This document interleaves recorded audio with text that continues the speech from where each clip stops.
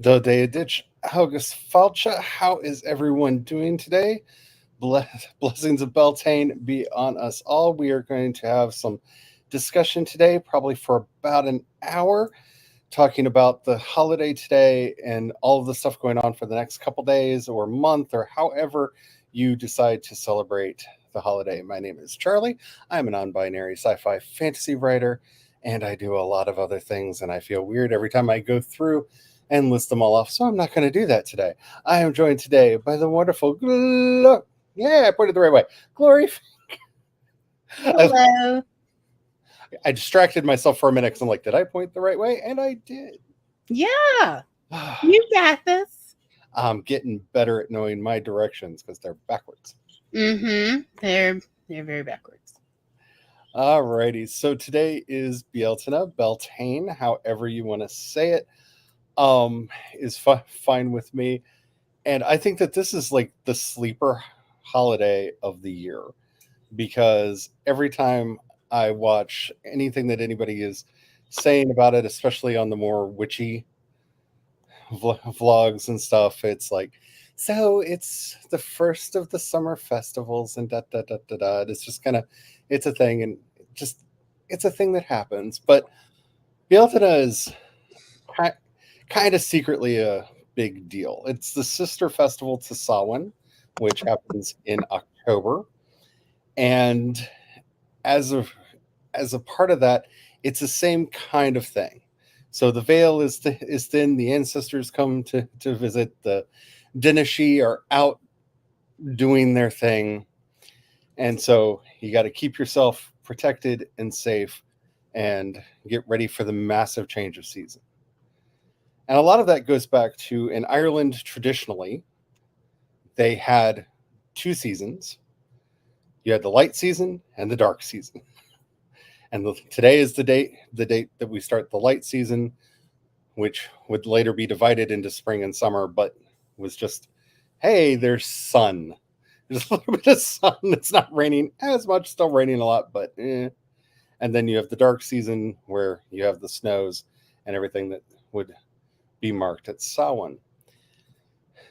The word Beltane has a very contested origin, but the one that makes the most sense to me and the one that I see the most consensus behind is that it comes from the Proto-Indo-European phrase, which means the bright fire, Mm-hmm. and that makes sense. It was traditional to extinguish all the fires in your home, and then the local druid would light a big bonfire.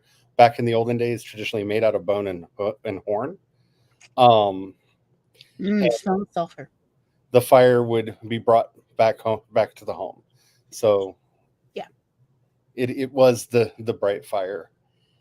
So this holiday means a lot to me. I know I'm talking a lot, but just try to get the introduction in. This holiday means a lot to me. When I was younger, in my teens, and going through a really hard time, a group of people that I tend to refer to publicly as my second family kind of took me in, and I spent a lot of time with them, and they were very Irish pagan. And some of that kind of rubbed off on me and got me to where I am today. But I will never forget the Beltane fires. They would have a big bonfire every year, and so many people would come out, and there'd be revelry and people playing their barongs around the fire. And Mm-hmm. at night would come and bring her belly dancing troupe, and so there would be dancers and games, and it well, while going through a really hard time in my life, it was this first time in such a long time I had found a place that felt like home. Mm. Like everyone there was so welcoming and so gracious and kind, and I felt like these are my people. Like this is where I am meant to be. And so even before I became more active in various pagan traditions and whatnot, we continued to do Beltane around the house, and it's something that I've kept with me for a very long time. I So had a similar experience as a child. Growing up in South and North Mississippi, there was usually Beltane bonfire celebrations at the beginning of May, and we were often invited as part of the people who are aware of the other world. Like, uh, folks would definitely pick up on us as kids being aware of the other world, but yeah. like, I don't know about your parents. They seem like straights. But nevertheless, we get invited, and my parents were always up for a party, especially an outdoor party where they didn't have to worry about making sure their children behave. And so, yeah, like all of us knew, stay away from fire, it burns, like. So that wasn't a problem, and so it was like, yeah, they're gonna run around, they're gonna have fun, and so to like, I don't know, we probably went to 12 to 15 in my first 18 years of life of the May bonfires, and I have so many warm memories.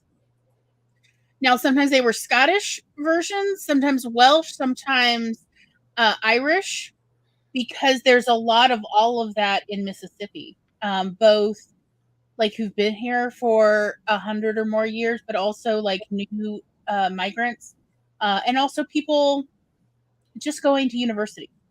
We've always lived in university towns, and it's just been so nice. Like I cannot accurately describe the feeling of the moment May starts. I know it's going to be good. I mean, it is also my birthday month, but like May is going to be good. Whatever April and March and even sometimes February and January, whatever Michigas they have brought us, don't worry. May's going to clear it all out. And like, that is what I've always said, even before I really understood Beltane or any of that of, don't worry, daddy, May's coming. And he's like, what? And I'm like, I was like, I just know everything will get better in May. We just have to make it to May. And thanks to the work of Gerald Gardner and the creation of Wicca and the various groups that have spawned from there, Beltane has really become a major festival within a lot of neo-pagan groups, whether it's something that is indigenous to the gods that they work with or not. But the one biggest thing that Yeah, it's hilarious when Catholic priests show up to these, by the way. right, one of the things that gets me about a lot of the ways people talk about Bealtaine is it's generally just kind of a fertility festival, and yes, that is part of it. Sure, Uh, of course, it's part of it. Like, the crap's got to get planted, okay? but it's so much more than that. This is the time of great upheaval, and if I don't know where anybody is listening to this from, but I know around here the weather has been crazy. It's been super hot, super cold, back and forth, and the storms have been all over the place. It is a time of upheaval, it is a time of change. The seasons are changing, and so this is a time for doing your planning. Traditionally, you would walk your this is the time when you would walk your property, and you would do it partially to do a blessing and to renew the wards and stuff around your property, but also to make note of what needs fixing. Oh, this fence, part of the fence is down, it needs to be mended. This is broken, I need to work on that. So you would walk your property and make a list of all of the things that you need to do. And that makes it a time of planning, not a time of contracts. Today, the next couple days, not the days to do contracts. Not not Mhm. not good, and especially not to get married. This is not a month for getting married in. I agree. Um, it's No, this it's is a month for flirting. yes, it is. Literally, I woke up from a dream today. Ooh, I was flirting with disaster. Oh, because it's folk wisdom has a weird way of actually meaning something. Because Mhm. I'm sure I don't know if everyone has heard this, but Mary and May rue the day. Mhm. I remember my grandmother saying this all the time. I remember my great grandmother saying this all the time. And I only know two people that got married in May, and their marriages did not last long. They were fiery and full of conflict and strife. And I'm not saying that it's specifically because of May, but when the folk wisdom comes down to you and says, don't do something at this time, and you see it get validated, you start wondering. Mhm. You It, wonder. it makes you kind of wonder. It's true. I've only ever been to 2 May weddings, and neither of them made it 3 years. So now is not the time for contracts. Now is not the time for offerings. It's the time for us to be planning and figuring out what we want to do and putting up our protections and making sure that everything is good and safe and secure. And I think after the April so many have had, Mm. I have talked to so many people about just, I know quite a few people that either lost their jobs, got a cancer diagnosis, had a death in the family, had a car accident or other car troubles, mysterious, strange happenings that prevented them from going to work, whether that's a driver's license being invalidated for no reason or somebody whose credentials just disappeared from the work system Yep. so they couldn't log in. Uh, Mhm. and nobody knows what, Amen. like, April was Yeah. chaos incarnate, especially this year. It often is. Amen. My mother This broke was exceptional. April. This April reminded me of 2020 April. Yeah, To be perfectly honest, I was thinking about this while I was making my coffee today. Of this April, really January through April, but in particular April really reminded me of 2020 and January through April of 2020. Of it was chaos and misery and just random troubles that make no sense. But you still have to deal with them. You can't just ignore them. we had a gas leak in the house, Mm. and that was I fun. am so Like, glad y'all survived that because I know some unfortunate stories. yeah, I'm very happy with that too. But that, needless to say, just to make sure anybody who hears that knows, we got rid of all of the gas in the house. Like, it's turned off outside the house. We have no more gas appliances inside the house. We're fine. But like, April was a time of chaos and all kinds of crazy stuff. Hello, Stephanie. And yeah, April was bad. It was all bad. So It's if behind us, you, though. Praise, praise, praise. She is behind us. We are now in May territory. It's all going to be better now. It's all. I woke up with such a good feeling today, and it wasn't just I because did I was too. flirting with disaster in my dreams. Oh, it was sexy too, by the way. But yeah, it's going to be a good. I did not even hurt that much today when I got up. Like, May is going to be good, y'all. I have a good feeling. So if you haven't done anything, don't worry. Bealtaine is not really a day. So you can celebrate Bealtaine whenever you feel is appropriate. So some people celebrate when the first white flowers appear on the yews, when the first yellow wildflowers appear in the neighborhood around them. So for us, that actually would have been about a week or so ago if we had not stuck to a calendar date. Um, so whenever you feel in this time period that you want to do something to commemorate this holiday, if you didn't do anything this morning, or if you don't have the energy or resources to do something today, that doesn't mean you cannot participate in this holiday. One, it's a 3-day holiday, so You got if time. you got time. But technically, some people celebrate for the whole month and really practice hardcore in all of the things we're going to be talking about. So if you haven't set yourself up, don't worry, you have time. Hello, Laura. How are you Hi, doing Laura. today? Speaking of upheavals in life, Mhm. see a lot. Hello, Kat. If you want to come on, Yeah, yeah, come on. come on, more the merrier. So when I say today is about planning. Today is a really good day. I like doing this a couple times a year. It's one of the things I love about the four fire festivals is this is another thing to do on Samhain. Hmm. So I just love that if you really think about it, it's a planner holiday. yes, today is a Like, and you planner know holiday. we love a calendar, we love planner stickers. You know how much we writers love these things. So take an account of everything that's going on in your life. What needs to be fixed? What needs to be changed? What should you be working on? And not really. And it's also that freedom because contracts made during the festival of Bealtaine are bad.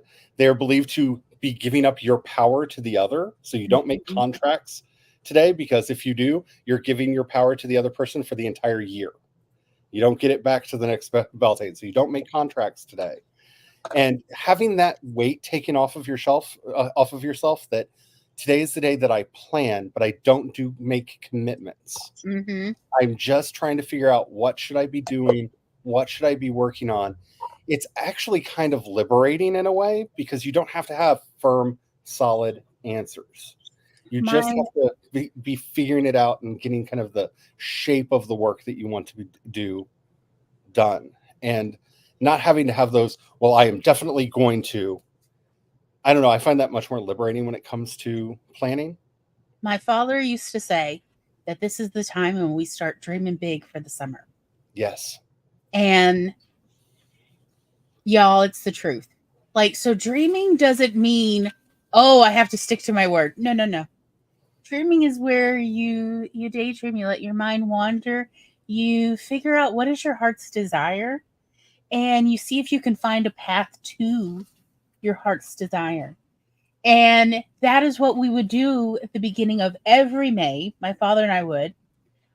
Pretty much from honestly, I can't remember not doing it actually with him.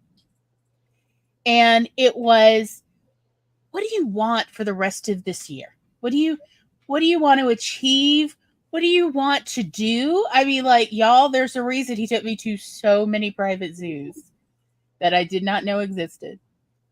So many personal tigers, essentially. And it was because I wanted to see animals. I wanted to pet animals. This was something that was I was big in as a little kid. Can you tell I was neurodivergent?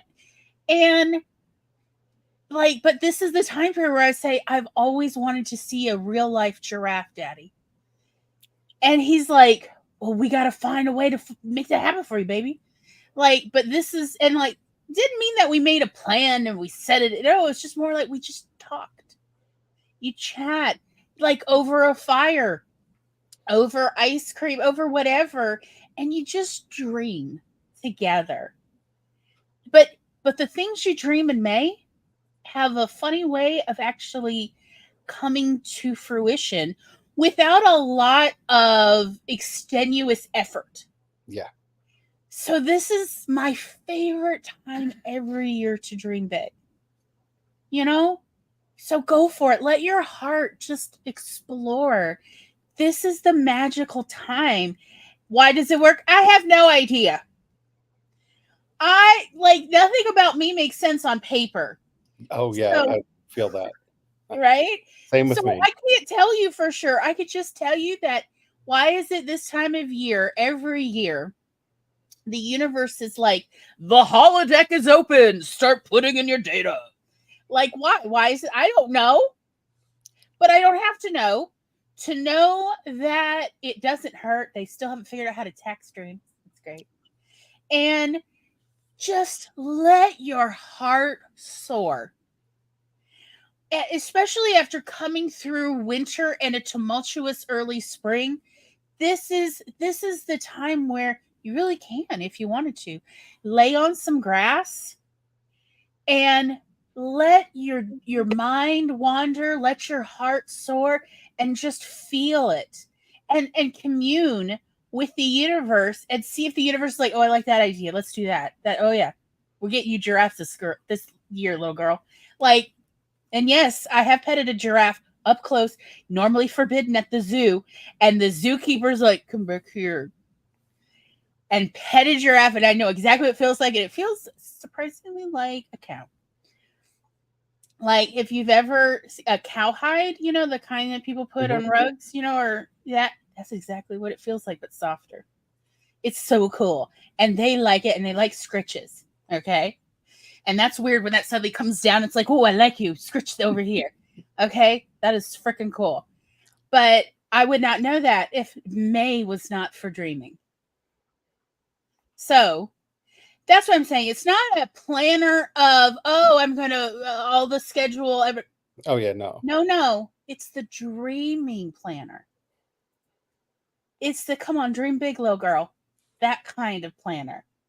And today is all about abundance because our ancestors were planning for the harvest. They were making sure, okay, is everything set to take the cows up the hill so that they don't, so that they're in a cooler pasture for the And the lusher grass summer. is How's the finally water up up there? Do we there. have all the food that we need to get up there? What is, are the crops ready? Do we have the seeds ready? Did they survive the winter for us to do the planting? So they were planning their prosperity and their livelihood, and that's something that is really important for us to take that time to do, and really is a sacred act to do, to be thinking about what can I do to be a better blessing to myself and to the community that I'm a part of, and trying to figure out what it is that you can actually kind of work out and get going. And also finding any of those pain points. What are the things that aren't working that maybe you could do better, or that could use some fixing, or maybe even be let go. And remember, those are decisions you don't have to make today. It's actually probably better if you don't make them today, but today's the day to list them out so that you can take a look at what you need to be paying attention to and starting to make those plans. It really does help out a lot. What Everything likes the switches. Yeah. What I really remember from my childhood around these bonfires is that is where the elders would sit around the bonfires and they would discuss the things that weren't working, and everyone was welcome to throw in ideas of what would be needed to make it work or what would be needed to solve the problem. Whatever the problem is, sometimes the problems are kind of odd. Like my neighbors, not my neighbors, but I remember this one elder said that their neighbors argue all the time, like all the time, and it upsets the this person's kids. And so, then the bonfire discussed, well, what can be done? Can the marriage be improved, or does the marriage need to be resolved? What's it going to take for them not to have violent arguments where they're throwing literal pots and pans out of the house? Like weekly. This is that time where I get to come on and argue from something from the ancient Irish culture that should be brought back. Marriages used to be contracted for a period of time, Yeah. and then at mutual consent of both parties, renewed or let pass. That used to be a thing that happened Amen. back in the olden days. And I feel like in some ways, especially for some couples that just don't know how to let go, having to sit back on their anniversary and go, so are we doing this for another year? Like actually having to have that conversation might not be such Yeah, I a think bad thing to do. in the Channel Islands, it's every 3 years. You renegotiate if the relationship is going to continue. The beginning of reason, the beginning of, yeah, that's not a bad card for the month. Yeah, things. Yes, and what needs to be brought back, because remember we packed away a lot of things because winter was coming. A lot of things were put away because, well, with all of the weather, I'm seasonal affective disorder is going to make me not feel like getting around and doing stuff. Joints are not going to be making me feel like going out and doing stuff. It's cold and I don't like cold, so I'm not going to go out of the house. All of those considerations that came in winter, we're heading into summer, because in the way we traditionally do the reckoning, today is the first day of summer. The summer solstice is midsummer, Yeah. which makes to me Hence so much more sense. midsummer's nights. Yeah, Yeah. midsummer night's dream. Thank you. And So thinking about those things that what did you let go? What did you let pass that you need to bring back in? I think because this is such a playful holiday, and when I Mhm. say a playful holiday, even in the olden times, which we always kind of project backwards of like things were so much more stodgy and conservative in olden times. In olden times, up to the 1920s and 30s in Ireland, it was not uncommon for people to swap gendered clothing, to wear Mm, swap gendered clothing good on the times. like We you do love a drag king, the boys dressed as girls and the girls dressed as boys, and it was right? chaos everywhere and Oh, there was a lot of giggling. a lot of giggling. Just saying. So Um, this is that time to shake things up and bring that sense of play back in. I yes. really think about that a lot, especially at Bealtaine. Whereas for Samhain, we're starting to get more serious. The dark times are coming. The winter is coming. Are we going to Yeah, be winter is coming. warm? Are you ready? But this is This summer is is coming. yeah. Are you ready to play? Are you ready for the good times? Okay. Because we've made it through the hunger gap. The hunger gap is traditionally in late February and early March. Yep. We've made it through the hunger gap. There's enough adequate food now from the early garden, and also foraging has begun. So now it is time for good times. The chickens are all laying eggs, trust me. And so, like, there's food, there's enough for everybody. The baby will not go hungry. So now it is time to frolic. Are you frolicking? Have you given space in your life for frolic these days? Is having that not letting go of that childhood, that childish glee, I think is something that we really need to work on. Industrialization really kind of pushed this idea that being an adult is being serious and stern and not doing the play anymore. No, that's a childish thing to do. And I hate that phrase. That's a childish thing to do because it's usually, oh no, that's too fun. Adults don't do that. They No, live no, very sad, depressing lives. right? And we've all met these Hi, people. welcome to the Industrial Revolution and Depressed Lives. And we've all met these people. Like we were probably raised with these people that got rid of that sense of play and joy from their life. And today is a great day to just ask yourself, what can you do to bring some of that joy back? What can you do to bring some of that play back? I mean, have you ever wanted to pet a giraffe? Yeah. But surely everybody, when they were young, had those kind of thoughts, right? Of just the thing that doesn't seem like it'd be forbidden, but somehow seems out of reach. Those kind of dreams. Yeah, this is time to, like, kind of open that box back up and go, what are the things that if we could do anything, we would do this? Okay. Maybe it's not go to the moon this year, but perhaps it is like wanting to always have seen a wombat in real life, or to have finally learned how to play guitar. Well, in order to play guitar, you got to make a guitar. Um, You got to get that instrument in. right? Of just what are the things that just seem like, well, that's for other people, not for me, because I was told that was out of reach. Okay. Well, maybe it used to be, but does it still have to be? Well, we don't know. We have to dream. And also, when you're thinking about your dreams, again, I think this goes into the whole problem that we had from the mechanization and the industrialization, the commercialization of everything. You don't have to be good at it. You have to be good enough to be happy at it. Like I play piano. Will you ever see me play piano? Will I ever have a here's Charlie playing keyboard stream? No. No, you will never see this. I do not do this in front of other people. Even when my husband is home and I'm playing the piano, I put my headphones on and plug them into my keyboard because I am not great at it. I I I have moments where my brain kind of freezes and it takes me a second. My rhythm isn't always the best. I'm not the greatest keyboard player in the world. I'm not even a good keyboard player, but I love it.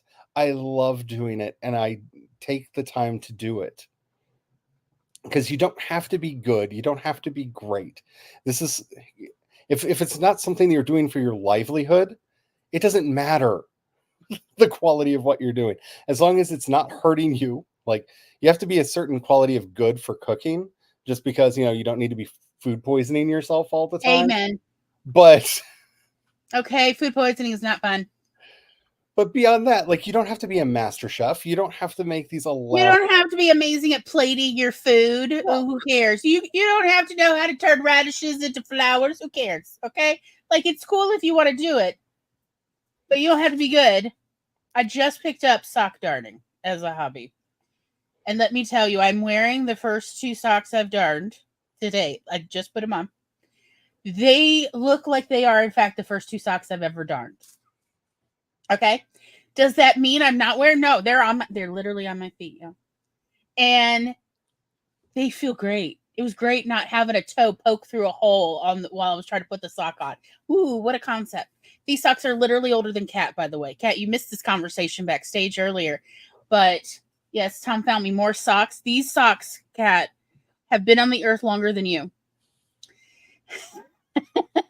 And they're going to get visibly mended because, hey, can you see? But they're so comfy. They're so soft. It's like a through and through hole, right? Like, yeah, yes, because it's the weak spot. But I love these socks. These socks have been with me since the early 90s. I love these socks. They're so comfortable. As Tom pointed out, these factories do not exist in the world anymore to make these socks. And it brings me joy. Yes, I'm not going to show you my sock darning. It's terrible. It's genuinely bad. But it got it done, and it's comfy. It's soft. I found this fabric. I don't even like orange, but it was the only one I could find to use because it's cotton, and it works great. I'm not mad. I'm having a wonderful time. This comment from Laura just got me thinking of, like, one of the least quoted things that Jesus ever said was, "Allow the children to come to me, because unless you have faith as simple as this child, you shall not enter the kingdom of heaven." And this gets taken so far out of context. It's that glee. It's not that you don't question. Kids question a lot. Have you ever met a kid? Oh my Kids God. question everything. Why? What is that childish glee? Why? What's that? Yeah. Why? Then you explain it and they go, but why? Like, when you enter that divine realm that's being talked about there, it is that place of joy and peace and excitement. And if you forgot what that is like, just drive by a city park when there are kids playing in it, and you'll hear it. You don't even have to look. You can just look away. You can hear what glee sounds like. You can hear the squeals of glee. And all they're doing is running around chasing each other, making up games on the spot. There's no plan. There's just joy. And that brings me to the next topic. And this is that we've been kind of talking about. This is a festival of abundance. And glee is one of those things that we should have abundantly. We should have that joy in abundance. And it can be hard sometimes. That's why you have to figure out, where do you find it? You know, one of my favorite stories about Jung, because I have mixed feelings about Jung, but in his later life, he was trying to figure out how you could actually have joy in life. And he remembered that he loved moving rocks around when he was a child. So he bought a plot of land and just pushed rocks around and found so much joy, because this is what he loved doing as a kid. And he reconnected to this childish glee that he had in himself. I think it's one of the greatest lessons you can learn from Jung, to be quite honest. Actually, yeah. Reconnect to that childish glee and find this fulfillment in your life that you may have lost. Like, it's Star Wars month. We're getting a lot of stuff in here. And so my husband and I have decided to do the insane Star Wars marathon. So we're watching all of Star Wars, including the TV shows, in timeline chronological order. So we're watching all of it over this month. Like, that's what we're doing. When I'm not doing stuff like this, when we're not working, there is Star Wars on the TV. And it's just wall-to-wall Star Wars all the time. But it's something that he loved as a child. It's something that I loved as a child. It's something that I still love as an adult. And it brings just that joy and that just happiness in, because it's just there. It's just, we've made it a part of our practice this month. We're just reconnecting to it and really just having that deep dive. And it's so much fun because, one, there's no bickering over what's over on the TV. We know it's on the TV. It's the next episode of the Star Wars thing that we're watching, you know?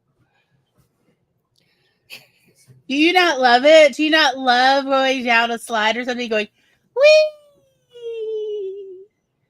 I miss the I do not simple know joy of the being on the last time I went on a swings. I don't know the last time I was on a slide. Slides and I have never gotten along well. The apartment complex that I lived in as a child that had a swing set, a slide there, I don't know what material this was made out of. It was metal and shiny, but I feel like it had little demon hands in it. No one ever used this slide because you would go like maybe an inch or two down and stop. We tried everything. All the fathers in the neighborhood came out Like and greased lubricants. this. Everyone brought a lubricant. Oh yeah, tried to grease this thing up so that the kids could slide, and you go like an inch and stop, and then just kind of scoot your butt the rest of the way down because it just would not let you slide. So I don't have the funnest memories of slides, but we had a huge swing set there and a really nice set of climbing bars, and oh, just the joy of the swings, like who can get the highest, just back and forth, just you're in that race, and it's a pointless race. Yep. Physics is going to kick in at a certain point. There's only so high you can go. Like there's, it's just, but it doesn't. That didn't matter at the time, and it doesn't matter now. It was just the fun, the glee of just going back and forth and just being in that moment. In my childhood, the local zoo had what turned out to be one of the last remaining wooden roller coasters in the world. That's right, we don't get rid of stuff here. And it was it barely qualified as a roller coaster, y'all. But there was this one spot where you would go down and it was like, I don't know, it probably was only a 25-degree angle. Like it was hard. It was a gentle wooden slope. But still, every time my father was like, You ready? You ready? It's coming. Whee! And that's all the wee you're gonna get out of that roller coaster, y'all. It barely qualified as a roller coaster. I think it was built in like 1890s and it was still functioning in the 1990s, but it looked like you were about to plummet to your death. And that was why, like, I always like my father is the only person I would get in that roller coaster with because the roller coaster seats were so small that I felt squished in with him. So I felt like surely I can't fall out, and that is how treacherous they felt. But yes, it was like he's like, get ready, this is it. And that's what I think about is the genteel wee in the world's smallest, most pathetic wooden roller coaster still operating in North America. Probably. Who knows? This is actually a wonderful segue to the next thing. This is a time for protection. To put up your protections, to figure out what you're doing to be safe. Check the locks on your houses. This sounds like a silly thing to do, but people don't do this. And to all the youngins out there, I know they say locks have gotten better. Don't trust your locks. We've had several houses that over the years, the lock got worn down so that if you pushed hard on the doorknob, it would unlock the door. The door would just unlock. I've had house locks where it would get cold outside, like so cold, we'd have an ice storm, and the ice would unlock the Yep. bolt. Not the door handle, the flippin' bolt. Do not trust locks. Always go back and check. Like, this is a good use for OCD. I said it. I know what I said too. Okay, but this is like, look, I mean, like, not too much OCD, but like, if you just have a touch of the tism, a touch of the OCD, like, just give in to the desire every night to check the locks. Just do it. You'll feel better knowing you did due diligence, because locks will unlock themselves. In fact, I've actually found during various tornadoes and hurricanes here in Mississippi, the locks will unlock themselves because of the pressure change. The sudden pressure change will flip locks. Y'all, this universe is weird. Rattle your doors, check and make sure everything is good. check your fire alarms. Check your carbon monoxide detector, because ours wasn't working, and we had a gas leak last month. Which luckily, the smell let us know. But check everything, because we're here for physical protection as well as some of the more oogie boogie protections. You can see on the background behind us all these yellow flowers. Yellow flowers are traditionally used for protecting and warding your house. Yellow wildflowers. So it doesn't matter. You got marigolds in your yard? Pick them. You got dandelions? Pick them. Just pick some yellow flowers. Scatter them in front of your doors, just to let the things, all the oogie boogies in the area know, no, you're not coming to my house. You're not coming to my house. It's a very good thing to do. And even if you're not into the whole mystical spiritual side of things, there's something about standing in front of your house, casting these flowers down, and saying, this is my house. We will be safe here. That kind of act of affirmation is really helpful. This is the only house I've ever lived in where we had a home invasion robbery. Somebody in the dead of the morning many years ago kicked our front door in. And fortunately, our dog has a very loud bark and a very deep bark. And He does. Very impressive. They heard the dog barking and ran. So luckily, like, everything was fine, but they still kicked the door off the hinges. Like she's part Rottweiler in her voice, just her throat. Yeah, it's very deep. Like, yeah, it's like, oh, ma'am, what's a deep and powerful voice you have, though? But so she's a very tasty dog, huge voice. We had to replace the door and all that. But there's something about having that affirmation of, this is my house. Only those that I say can come in here can come in here. Only that which I want to enter here will enter here. Only prosperity, health, and blessings shall pass this threshold. Just saying that to yourself, it's empowering, whether you believe in any of the Oogie Boogies or not. While we're on the subject, I would like to just a friendly little reminder that this. Do you have a welcome mat outside? Do you realize who you're inviting in? I absolutely hate welcome mats. Like, you can have a mat outside your door, but it doesn't need to say welcome. Okay, because not everyone should be welcome. You know what? It's folklore, people. Okay, do not invite the pukas in. No. Okay, you don't need that kind of chaos in your life. Like, you can have one of those mats outside to get all the mud off your shoes, but if it says welcome, it is time to bring that in and put something else outside. And again, this is a time not to do offerings right now. We don't do offerings right now. For the next couple of days, just back off on that. But even when we take the offerings out to the Denishi, we're very clear. You may come here and partake in this offering, but you will not enter the home. You will not come into the house. The house is off limits. You're very, very clear, because I want to have good relations and live in right relationship with the spirits of the land around here. I want to have that right relationship. But that part of right relationship is boundaries and borders. I know what parts of the property out here are theirs, and I would never go into them. I remember them when I was a kid, just being out riding horses with my grandfather when he still ran the farm out here, and coming upon a spot. And even he, who was the least spiritual man that I've ever met in my life, would go, no, we don't go over there. We don't go over there. And that's the land for them. That's where they are. That's the place that stays wild, and we don't touch it. So having those clear delineations are important when you're setting your house up. This is your home. You should make it feel as comfortable and as safe as you can. And whether that's getting yourself some nice blankets so that you have something to keep yourself warm and cozy. I think a really nice thin fleece blanket is a nice thing when you just need coziness but not warmth. Mm-hmm. Like those really thin ones that they have now that are like, they do absolutely nothing to help warm you up, but they just feel so nice and cozy.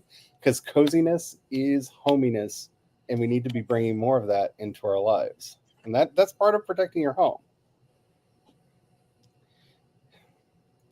Yeah. I'm just saying, Jenna. Yeah, This whole welcome mats, look, put a mat outside. You can have it say anything but not welcome, not come on in, okay? Because do you really want to invite all the spirits in uncensored? Okay? No, you don't. Trust me. We have plenty of cryptids in North America. You don't want to invite a bunch of those in, okay? Like, just ask any indigenous folk. They will tell you about the nightmare fuel living in your area. And I'm just saying, like, I don't understand this, like, post World War II, everyone's welcome. No, everyone is not welcome. Some people are malevolent. yes. Enter at your own risk. Right? Like, dragons are here. Okay? Warned. You've been warned. Okay? Beware of dragons. You can have your mat say that. You shall not pass. Yes. But, like, I just needed to put out that little PSA because I'm like, well, it's the 21st century and people are still being foolish. Because just remember, in the basic fairy lore, because most of the creatures of the other world we kind of talk about as the fairies.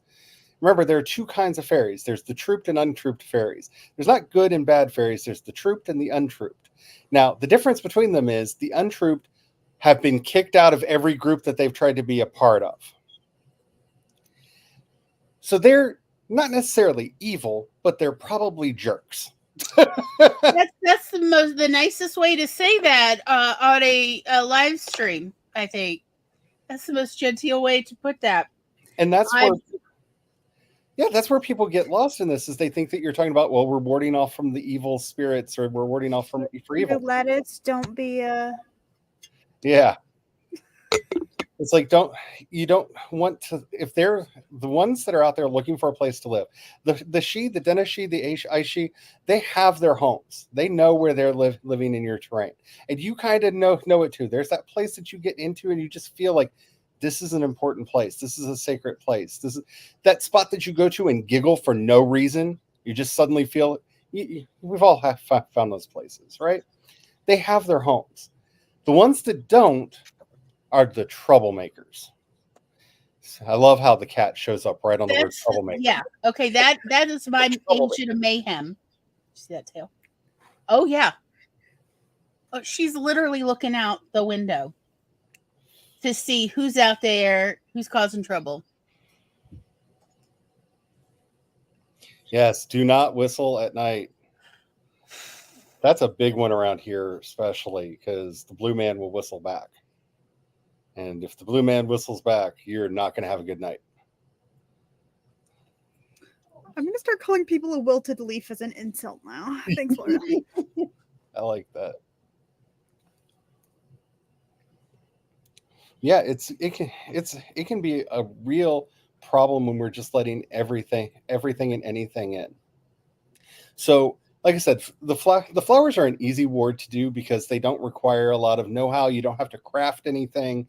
There's none of that involved. Just like I said, if you see dandelions in your front yard, just pick the yellow flowers and just put them out on your doors. It's a simple ward, but it is an effective ward. Yep.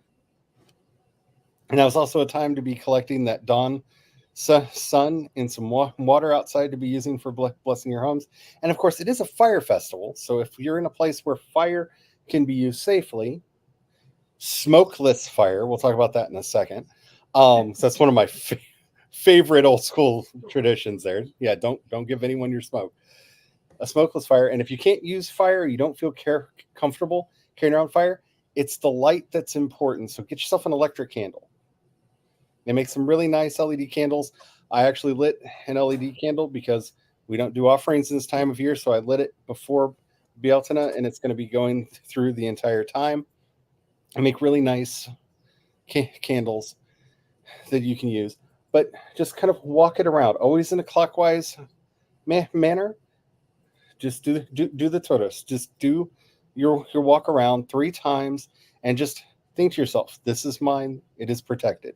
This is mine, it is protected. If there are any guides, guardians, or gods that you work with, you can invoke them too. That's fine. That's fine. But you need to state, this is my property. This is my place. And if you just have an apartment, just walk from your front door, start at your front door, and just walk the perimeter of the inside of your house. You could do your entire apartment building if you wanted to. Yeah, my father every May used to do the entire apartment building plus the adjacent park, because his reasoning was us kids always played in the park. I mean, literally, you could see the park out of our apartment windows. So he would do the whole complex building perimeter and include the park in there, and while saying protection prayers. And you can say any protection prayers. You can say the protection prayers you grew up with as a child. You could say the ones that are meaningful to you now. But every May, like clockwork, he would do it. And Mom would be like, why? He's like, it's just time of year. Don't bother me about it. And because some things you just can't logically explain. But you know what? The one year he didn't do it, y'all, the hell that broke loose in our lives that summer, it was insane. Insane. So, again, he never forgot again to do it. He never listened to the logic, and just every year. And I would remind him, Daddy, it's May. Are you going to do the thing? And he's like, yeah, do it with me so that now you know how to do it in case I'm not here. Because he was so sure he wasn't going to live. And what Glory's saying here is the secret to all spiritual practices. Don't do it because I told you to, or Glory told you to, or anyone else tells you, here's the thing to do. Faith, real faith, not this fake stuff that people tell you about because they want you to obey them. Real faith is, I have tested this and trust it. I have done the thing. I found a result from the thing, so I'm going to keep doing the thing. And that can vary from person to person. There are some practices I might do that will not work for anyone else. There are some practices that Glory might do that might not work for me or anyone else. It can be a very personal relationship that you're building. Figure it out for you. But that's what real faith is, and where people get confused because they believe that faith is this very Kierkegaardian jump where you have the leap of faith. And by the way, that gets taken so out of context. Just Right. the leap of faith is how you escape nihilism. You go, well, everything's pointless, so I might as well believe in something. Whee! Yes. Yes. It's so you don't get mired in nihilism. That's what Kierkegaard is talking about. Exactly. That's you just most beautifully. I love that. Let's make a clip of it because that is exactly it. It is the leap from nihilism of well, if nothing matters, then I'm going to do a thing that brings me some level of comfort, and possibly it may work, it may not, but why not? Why not? It's not hurting anyone. And even when my parents were separated, and my father would call, Glory, you going to do the thing? And I'm like, I don't want to do the thing in May. And Mom was even like, are you going to do this? Are you going to do this circumambulating prayers? And I'm like, why don't you do it? She's like, because it won't work if I do it because I don't believe it, but I know it works, so do it. Again, there is no logic. And I'm like, I don't want to do it alone. So my mother forced my siblings to do it with me. Go do it. Go do it with your sister. So I did one leg, and each sibling took a round. And you know what? It still worked that year. We're tired. Okay, we'll split it up. Right? Yeah. I mean, honestly, my parents' divorce was so emotionally exhausting. But that's the thing. You just test things out. That's really the great joy of being on the spiritual path, is figuring out what works. You're just putting things in your basket, trying it out. If it doesn't work, put it back down. That doesn't mean that it doesn't work for everyone. That's where people get so messed up in their head about spirituality, is they think that we're looking for universal guiding truth. Have you seen this universe? There's no universal truth between the quantum realm and the larger material world. Do you think there's going to be one size fits all answer for anything?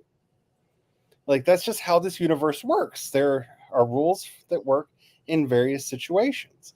And so you need to find out what works for you. So when I talk about spreading the flowers, if that doesn't work for you, try out some other techniques. But to me, all of this is for that twofold blessing. One, it's going to be very good for you mentally to just state in that affirmative, this is mine. And this goes into the other thing that is good to do today: clean your altars and set up new ones if you need one. So we're setting up a new abundance altar in the house today. That's one of the things that we are doing, because our lives kind of fell apart last year, and we are looking for some prosperity and abundance to come into our life. So we're going to be setting up an abundance altar this year. What are we doing on that abundance altar, you ask? Good question. We're going to test out a bunch of things. We have been collecting ideas of things that we can do to put there and to try it out and to see, and we'll continue doing what's going to be working. I know one thing that is going to be on there is our Ganesh. Our Ganesh is going to be there. He's not getting any rum today because don't do offerings on Bealtaine. But when Bealtaine is over, he will be getting some rum, because Lord Ganesh has always looked out for us ever since I made a bad joke at his expense and he fixed my computer. So he's one of the, I too appreciate Lord Ganesh, the remover of difficulties. He is the only Hindu god that has really, made it into my house. He's the only Hindu god that works for me too. But Lord Ganesh, he is there when no one else is there for me. He got me, honestly, y'all. He got me. He's the one who got me graduated with honors from college. Trust me, no one else was going to get this. Okay, but Lord Ganesh, I had a friend who was studying religion. Like, that was literally his degree program, was world religions. Huh? Comparative world religions. And I'm like, look, I'm desperate. I'm about to fail out of college. Are there any gods that would help? And he's like, there's Lord Ganesh, the remover of difficulties. And I'm like, do whatever you have to for me, okay? Because he owed me a favor. And so he's like, well, I have to go to a crossroads, so I'll do it at my street corner. Y'all, he made an altar on the sidewalk at a street corner in South Mississippi with like all these candles. Like he found a bunch of what is that Hispanic kind of question? The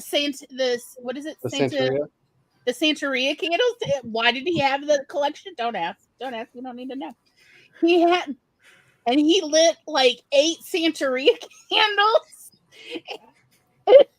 And he went and bought one Lord Ganesh candle from the local store, and he made an altar, and he put some coins and some other treats, some dried fruit and things, as his textbook instructed, and he left them lit for me for 3 dang days.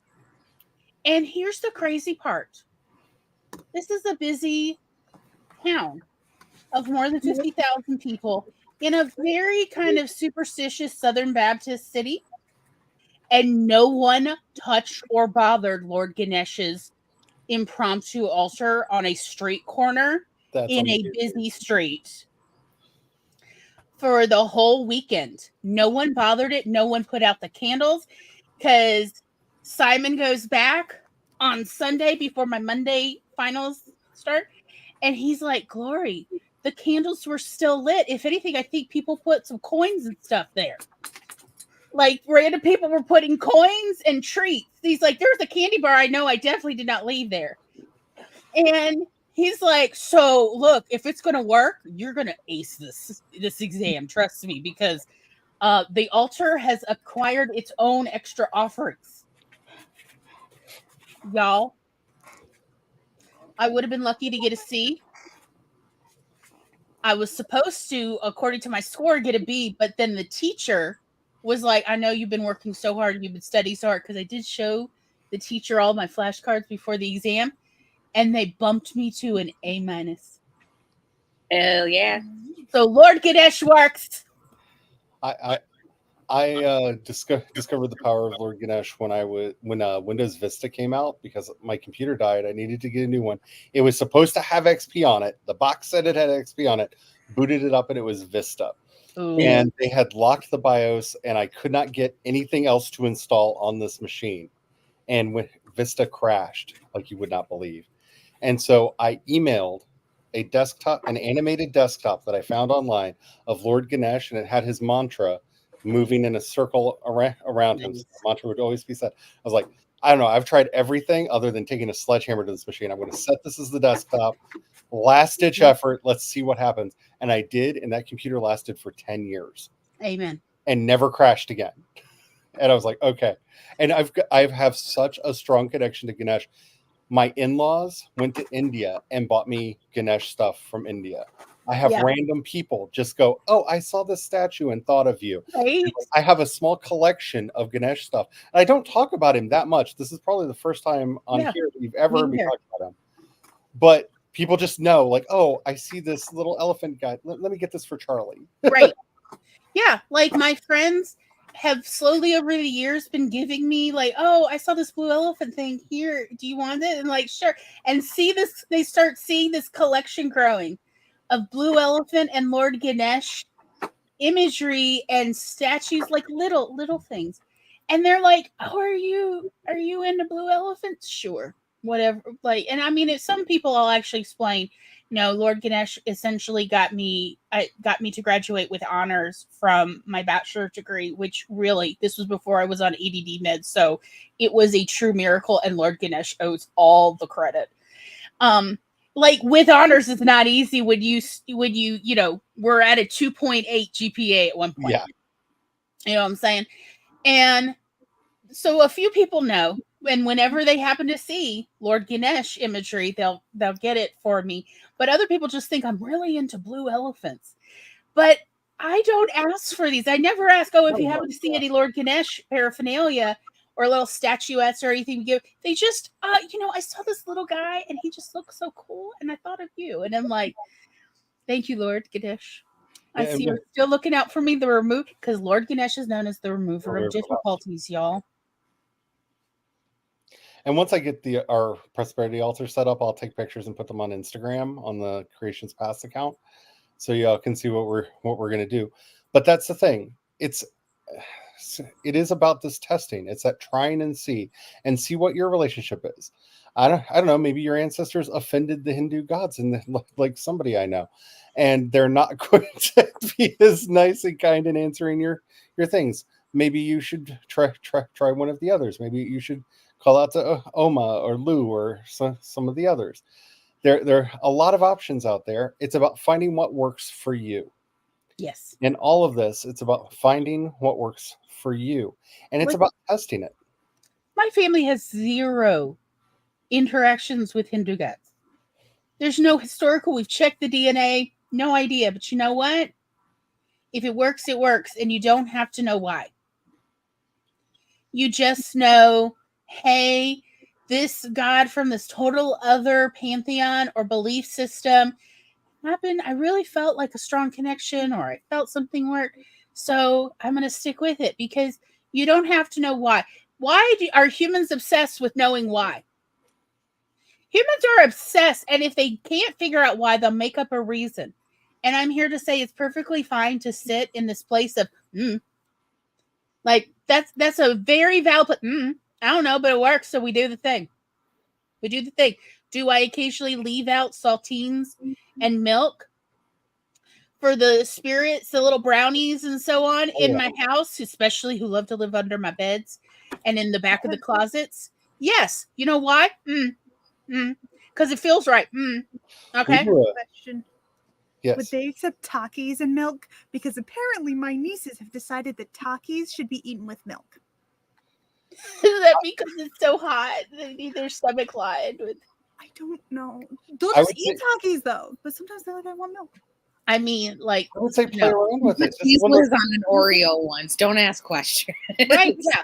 Like, look, if you find something that works, don't ask why, because you don't want to remove the magic. Okay. Sometimes things work best when you don't know why, but you know it works. And so you just honor the truth you found and you let it exist, because we live in a universe, a holographic universe of possibility rather than probability. Yeah. Okay. So at a certain point, don't mess up the holodeck. Just go with it. And I know some people absolutely hate that. Just go with it. But y'all, if you've ever been in multiple life and death situations in a very short time period, and yet you live to tell the tales, just go with it. Yeah. You know what? Do you know what I tell people when they're like, our crops are really failing and we need it to rain? So if you got anything, and I'm like, I'll tell you what I know makes it rain, but it's not, it doesn't make sense, and you need to just do it. And they're like, okay. When farmers get desperate, people send them to me. And I'm going to tell you what I tell people. If you desperately need it to rain, you need a pickup truck and a mattress, and you just need to put the mattress in the back of the pickup truck, and just drive around wherever you want it to rain until it rains. Okay, so yes, one time people actually had to refill the truck with gasoline, but you know what? It rained by the end of the day, and there was no forecast of rain. So why does it work? I don't know. Even Douglas Adams had theories about a rain god being angered by uncovered mattresses. Also, you can use a sofa, an uncovered sofa, in a pinch. It doesn't work quite as well, but like we're literally talking, it still almost always works. And it will always rain. And that is why it rains at the ends of the months, because people move, and there's always somebody who doesn't cover their mattress or their sofa when they're moving from one apartment to the next. And when I say check and see if it works, sometimes it's subtle. Sometimes the changes are subtle. Sometimes they are so obvious. Like we make a ginger tea every day in the house, and I got the thought one day of, why don't we offer a small glass of the ginger tea to the house spirits? Why don't we just make that part of our day? Well, the first pour from the ginger tea goes to them. We take it and we put it on the altar that we have set up for them, and just say a little thank you for being in the house. This is for you. And we put a little bit of milk in it because we found that they like it better with milk in it. But we were having a bug invasion of this house, y'all. And we started doing that, and the bugs stopped. Like, we still have some ants in the house, but like there's so many bugs we're getting into the house. And it's that time of year where the bugs get into the house. Yep. And so, can I conclusively, scientifically document that the house spirits are keeping the bugs out of the house? No, I cannot set up a double-blind science experiment to prove to you that, that's what's going on or not. But I can see from my actions, we started doing this daily offering, the bugs went away. Like, there were giant spiders getting into the house. I mean, all manner of buggy boos were getting into the house. And so we just started making this offering every day, and it was obvious that the bugs stopped getting it. Mm-hmm. And that's what I'm saying. You have to look for the signs. Sometimes they're really obvious. Sometimes they're more subtle, but sometimes they are just so like, the earth is shaking. You're like, can I have a sign? Like, dude, the earth is shaking. Like, you got your sign. And again, there's nothing wrong with you if the thing doesn't work. Try something else, because it's about finding what works. Anytime we're dealing with the spirits, it is about a relationship, and the spirits that we have in our house really like ginger tea with a little bit of milk in it. They love it. Like, you can feel the atmosphere in the house change. We had company one day when Brian brought the glass out, and even he remarked about, wow, it feels so much lighter in here. Like, he didn't know what was going on. We didn't explain to him what was going on. He could just feel the atmosphere in the house just change because we brought a little cup of tea over to an altar. You will know if what you are doing is having an effect. Yeah, you'll feel it. Or if you're like my mother and you're not the kind of person who can feel it, surely there's someone near you, a child maybe, who could tell you, because that's what she did. She just depended on her own children. She couldn't tell. I don't know why. I have theories, but I don't know why she couldn't feel things. But she trusted her children's intuition, and that's all she needed. So we were like her little divining rods, y'all. So, but do whatever you got to do. So since today is a good day for setting up altars and it's a day of abundance, I recommend if you don't have an abundance and prosperity altar in your house, today is the day you make one. Do it today. It can be very simple. Just Well, set you up. got 3 days. You got time. Maybe you need to go to the store to get supplies. Meh. Set aside a little spot. It doesn't have to be fancy. You don't need a special table. You can put it on the corner of your desk. Just set You it put it on your bookshelf, a little spot where the books are kind of short, not and wide. ask yourself what symbolizes prosperity to you. So, like, Brian has a big collection of Sacagawea coins, and so we're going to put those on the altar because gold coins, right? You see them and you see gold coins. Gold coins make me think of wealth and treasure and prosperity. So we're putting those on the altar because that, to me, I see that and my mind goes to prosperity and wealth. And that's the question for you. It's not you go out and get yourself some Sacagawea coins. That's not the prescription here. It's asking yourself, what does prosperity mean to you? Now, down here, we use Mardi Gras coins. Yeah. If you know, you know. But, like, yeah, toy coins. Whatever feels right, okay? You figure out what feels right or looks right. Because some people, again, like are my mother, and the intuition is a little wonky of what looks like abundance. Maybe it's a tiny little like child's toy teacup overflowing with like jelly beans. Okay. Like it, but it looks right. And that is all that flippin' matters. Is it just needs to look right / feel right. And it can be the world's tiniest little altar. People could think that you're doing a diorama. I have lied and told people when I was in my 20s and easily embarrassed of, I'm working on a diorama. Don't touch it. It worked, but they did not touch it. And they did not make fun of me. But like, just, it looks right. It feels right. And then you don't have to do anything. You figure out, or ask a child what would look right or feel right. What would do you know what abundance is? Do you know what having more than enough, having enough to be able to share? What does that look like to you if you were to make a little altar to look like I have more than enough to share? What would that be to you? Just ask a child. If you really are somebody who is struggling with the thought, the intuition, or the creativity, then you could just ask someone else. Because again, remember, early May is about dreaming. Yep. So you can ask other people, what would it look like to you? And I have some friends who bullet journal, and part of their abundance altar is there's a spot on there that the last thing they do at the end of the day is they put their bullet journal on their altar when they're done at the end of the day. And when they start their day, they go in and they have a moment of mindfulness in front of it where they think about what their goals and ambitions and hopes are. And then they pick their bullet journal up and start their work day. And then at the end of the workday, it goes back to the altar. And that is both a good magical practice to do if you're somebody who bullet journals, but also it's a good psychological practice because here I have this physical object that is my workday. I am done with my workday. Mm-hmm. It's in its place. Now I can go play. And now it's time to start my workday. I pick up my work and start it. So psychologically and spiritually, it is a very good practice to do if you're somebody who does bullet journaling. I have another friend who's working on her YouTube channel right now and bought herself a book that came highly recommended on how to get her text right and her graphics right and coming up with ideas for videos and such. And she put that goes on her altar when she's not reading it because that's part of the prosperity she's working towards.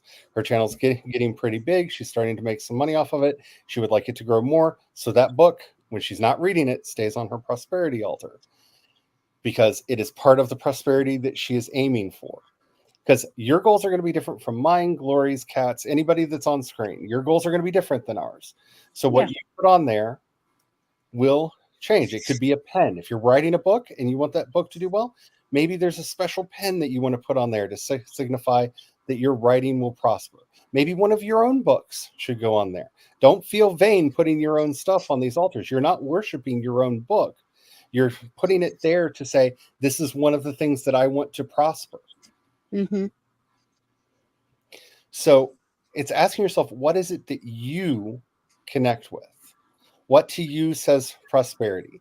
That could be candles. That could be a statue or an image that really resonates and means something to you. It could be the silliest thing, that there's a toy that you've had since you were a child that when you got it, you felt like the most specialest, greatest person, and you couldn't believe that you got it.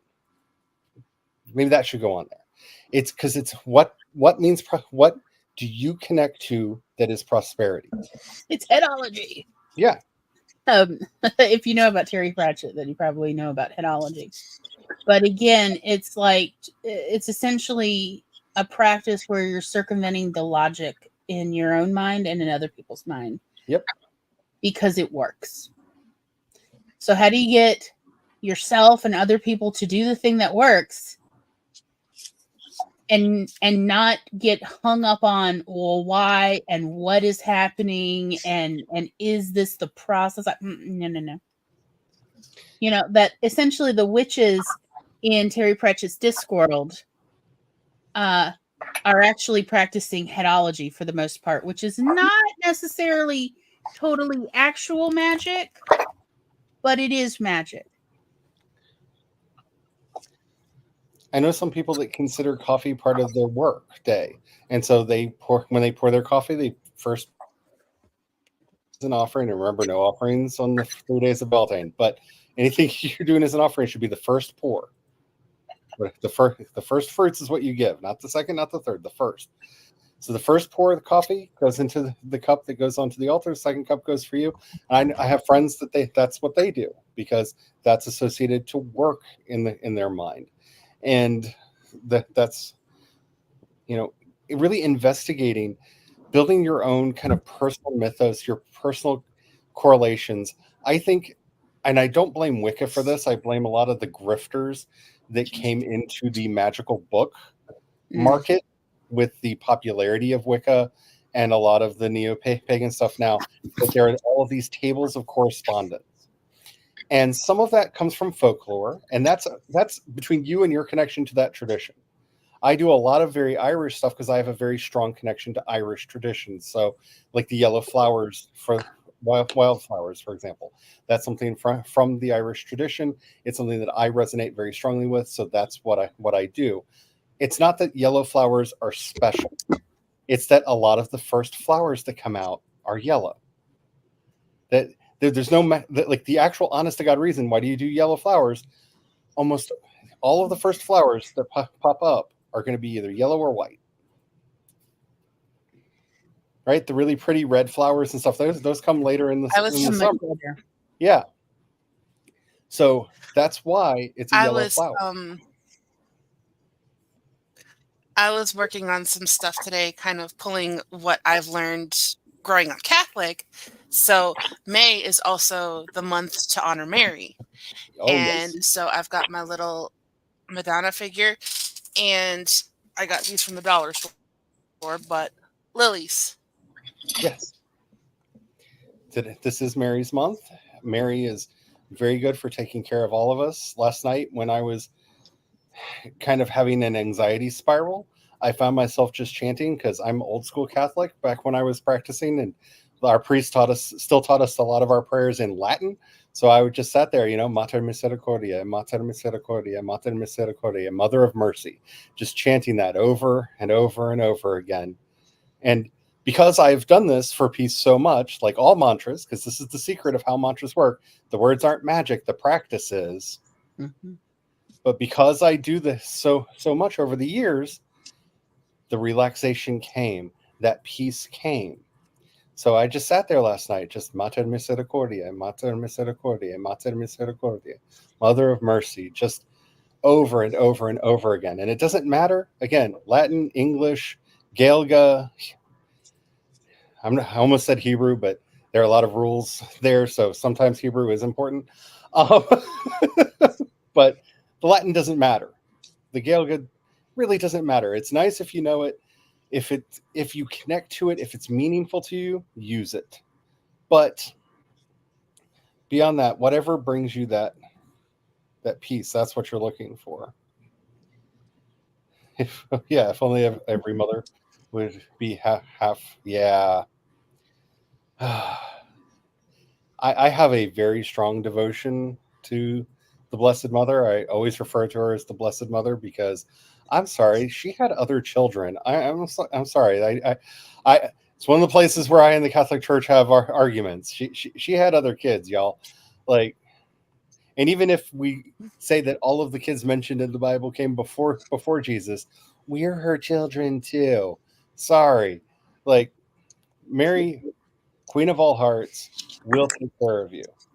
She was my gateway drug into Catholicism. I was born and raised Baptist, and I'm not going to go through my entire story of how I got into the Catholic Church when I was younger, but suffice it to say, a Catholic aunt of mine gave me Saint Louis de Montfort's Secret of the Rosary, and Mary was my gateway drug into Catholicism and into everything else that has given my life meaning, because Mary listens.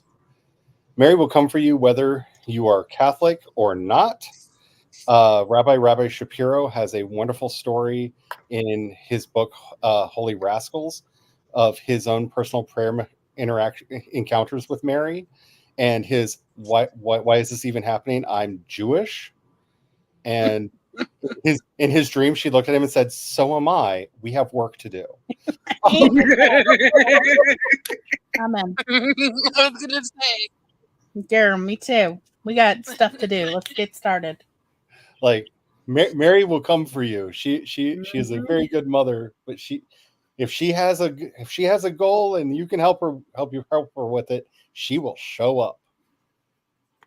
But for all the Catholics out there, and for those of you who aren't, the Sub Tuum Praesidium is one of the greatest prayers that you can always say when you're starting a prayer to Mary. Oh, Blessed Mother, we fly to your patronage. Never has it been known that anyone who has ever asked for relief from you has ever been turned away. It's an old prayer. It's a struggle not to say things in Latin. It is an old prayer, but it is that confidence because Mary does answer. Mary shows up. She is a goodie. And for those of you who, like me, are of the Irish persuasion, Mary and Bridget are like this. Like, you cannot convince me otherwise. Like, Mary and Bridget are like this. Like, they friends. They work well together and are good to invoke together. Because if you know the Irish tradition, Mary is the mother of Jesus.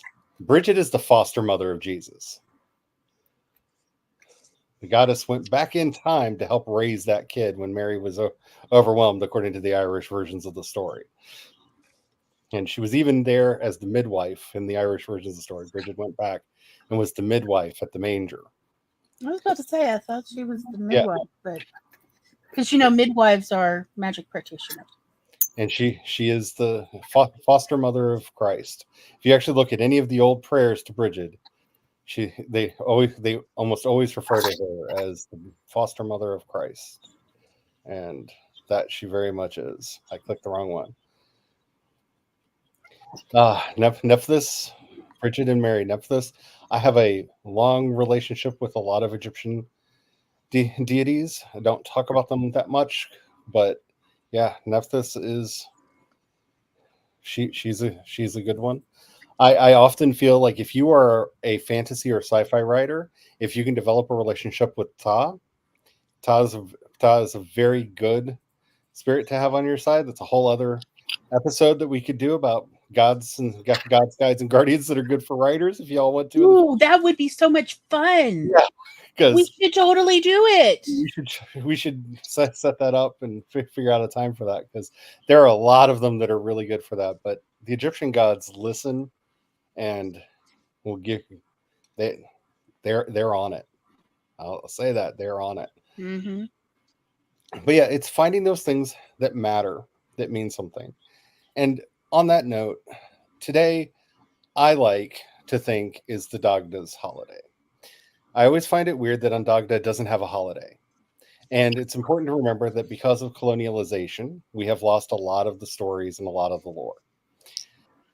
So it would only make sense that today, that Bealtaine would be the Dagda's holiday, because his wife, Morgan, has Samhain, and this is the companion festival to Samhain.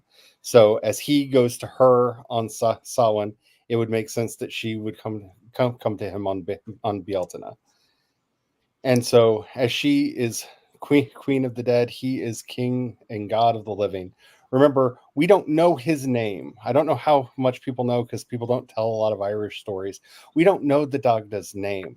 When the Dagda first shows up in the stories and is crowned king, he declares to himself, I will be the good god to them, and they will have abundance in their home, health in their lives, and prosperity in all of their actions. And so from that moment on, he is simply referred to as An Dagda, the good god, which is a title he took onto himself. And Like the doctor, I'm fine. I'm totally fine, and I am not about to make a Doctor Who reference. but and remember his 3 magical items that he has. He has the harp that can play the emotions of all who hear it. It can soothe all anger and take even the calmest heart and enrage it. So he has the harp that can play the emotions. He has the cudgel, the war stick, that if he hits something that is dead with it, it'll bring it back to life. And if he hits the living, they will immediately die. The stick, his weapon can kill 7 men in a single swing of it. So he is very much a guardian and a protector and a healer. But he also has the cauldron of plenty.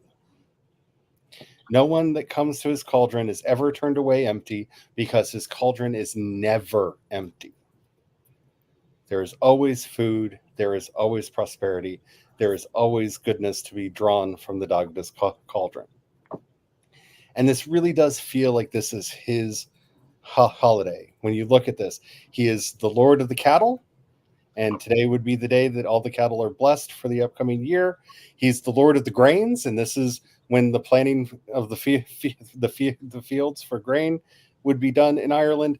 Like, everything lines up. We just don't have anything in the written tradition that says that this was his day. But for me and for a lot of other people, this is his day. This is the day to bring An Dagda into your life. And he is a jovial giant of a man. I love all the stories of him. He's towers over so many people that they often confuse him for a giant. And when enraged, will just tear down his enemies. But when someone is sad, he will hold them, letting them weep into his shoulders and soothe them until they find peace. He is one of the best characters in literature of non-toxic masculinity, with a few exceptions. He didn't have an exclusivity contract with his wife, and she had other boyfriends too. He had a lot of women's in his life. Which can be polyamory is a thing, okay? Yeah, it's been a thing. We actually look at the contract that they made for their marriage, which is actually in the Cath Matoya. Yeah, the second battle of Matoya. I can't speak today. The second battle of Matoya. It has their marriage contract in there, and it's not an exclusive one. But yeah, he is the All Father. Yep. Allah Father. He's the good father. I generally refer to him as Dirna when I talk to him, which means the fertile one, because it's kind of a joke and a jab at his expense, because he had many children, but he also made for the fertility of the land. So I often refer to him as Undirna, but he has a lot of names. You can look all of those up. But if you've not tried to have a relationship with him, he is a glorious spirit to have in your life. He's really good, especially if you're a baker. He loves to cook. Invite him into the kitchen with you and you cook. Magical things will happen. You'll suddenly go, what if I put this spice into this? Oh, that would be the craziest thing ever. Oh, wow, that worked. You can't tell, my husband cooks with the dog a lot. But yeah, I really do feel like today is kind of his day, and I just wanted to give him a little bit of props in here. Got to be careful about how we do this, because we don't do offerings today. And I keep saying that. I think I mentioned this at the beginning. You don't do offerings because anything you give out today, you are giving your prosperity for the year. So you don't give water, you don't give money. And the reason I said use a smokeless candle earlier, or a flame that doesn't smoke, is there was a tradition back in the olden days of the smoke thieves who would get up in the morning, go up to the tallest mountain, and there are so many stories. Like every city in every town in Ireland has a story about the smoke thief, and they're slightly different, but all the same. Who would go up to the top of the hill and call the smoke from all of the chimneys to themselves to steal the fortune of the entire town for themselves for the year. Because you don't give anything away, not even your smoke, which, and I don't know. I think that's funny. Yes, bake things. If you need permission granted, bake things. It is a wonderful thing to do. Make some cookies. Make a pie. Get baked on your own for your own personal fun and pleasure. I did. But that's kind of what this holiday means for me. Are there any questions? Any other comments that people want to make before we wrap it up? Anybody? I'm kind of giving it a moment because sometimes chat lag is the thing. I actually have, if you see me looking over there, it's because that's where my live YouTube is to see if any chats are coming in. But yeah, today is the beginning of abundance. So start thinking about what you want to do throughout the year. And again, try making an abundance altar. The worst thing that could happen is you're in this time next year and then you're in the same place you are now. And okay, well, I'm not going to do that again, or I'm going to do it differently. Just don't get too extravagant in it. Always tiptoe into any new practice that you pick up. All righty. So nothing new? Nothing else? Going once? No, everybody's got their assignment. Feels like it. I've been secretly in the background moving around my room, digging through to find my tiny elephants. Very nice. Ganesh is a lot of fun. His stories are a lot of fun. Oh, it's really sad why he has an elephant's head. Which, by the way, also someone with a great mother. Yes. Okay. Like Lord Ganesh's mom, also a pretty cool lady.